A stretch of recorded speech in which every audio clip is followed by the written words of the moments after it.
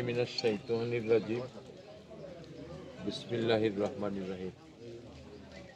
আপনারা ইতিমধ্যে শুনেছেন এই মর্মান্তিক মৃত্যুর কথা। সম্মানিত মুসল্লিয়ান, আসসালামু আলাইকুম। এই যে মর্মান্তিক মৃত্যু, এটা মনুষ্য রচিত। আমরা যেভাবে শুনেছি যে ওনার দোকানের পার্শ্ববর্তী সেখানে একটা ওয়াশরুম আছে, ওয়াশরুমের কাছে তাকে আততায়ীরা পিছন থেকে ছুরিকাঘাত করেছে, সমস্ত শরীর ঝাঁঝরা করে দিয়েছে। এতে করে উপলব্ধি করা যায় এই নির্মম হত্যাকাণ্ডের পিছনে পরিকল্পিতভাবে কেউ না কেউ পদক্ষেপ নিয়েছেন। ওনার চিরতরে পৃথিবী থেকেই বিদায় একটি নজির রয়ে গেল।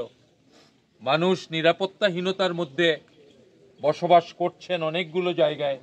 আমাদের এইসব জনপদে, এইসব অঞ্চলে এইভাবে সিরিয়াল কিলারদেরকে দিয়ে হত্যাকাণ্ডের বিষয়টি ছিল না, খুব একটা আমরা শুনি নাই। কিন্তু গত পরশু দিন এই ঘটনাটা মাগরিবের সময় ঘটলো। আজকে আরেকটি মাগরিবের সময় চলে আসছে। আজকে 2 দিন হয়ে গেল প্রশাসন কাউকে গ্রেপ্তার করতে পেরেছে বলে আমরা শুনি নাই। এই যে আল্লাহর এই বান্দাকে পৃথিবী থেকে এইভাবে বিদায় দিল, এই যে আততায়ীরা, দুষ্কৃতিকারীরা, তারা এই নির্মম হত্যাকাণ্ড সংগঠিত করে একটি পরিবার, একটি এলাকাকে বিরান করে দিল, গোটা দেশের মানুষের মধ্যে একটি আতঙ্ক তৈরি করলো। আমরা শুনেছি গোটা মৌলভীবাজার শহরে এটা নিয়ে তীব্র প্রতিবাদ হচ্ছে।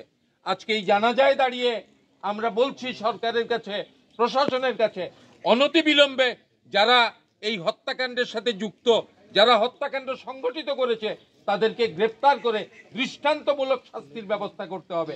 মানুষের জানমালের যদি নিশ্চয়তা না থাকে, মানুষ যদি নিরাপত্তার মধ্যে না থাকে, মানুষ যদি স্বাভাবিক বসবাস না করতে পারে, এই রাষ্ট্র, সরকার, এই প্রশাসন আমাদের কি প্রয়োজন?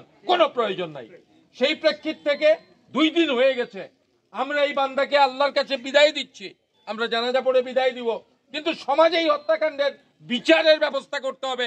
পৃথিবীর মানুষ, বাংলাদেশের মানুষ যাতে দেখে এইভাবে আততায়ীরা কাউকে হত্যা করলে পরে তার নিস্তার নাই, তার বিচার হয়, এবং আমরাও বিচারের জন্য পদক্ষেপ নেব।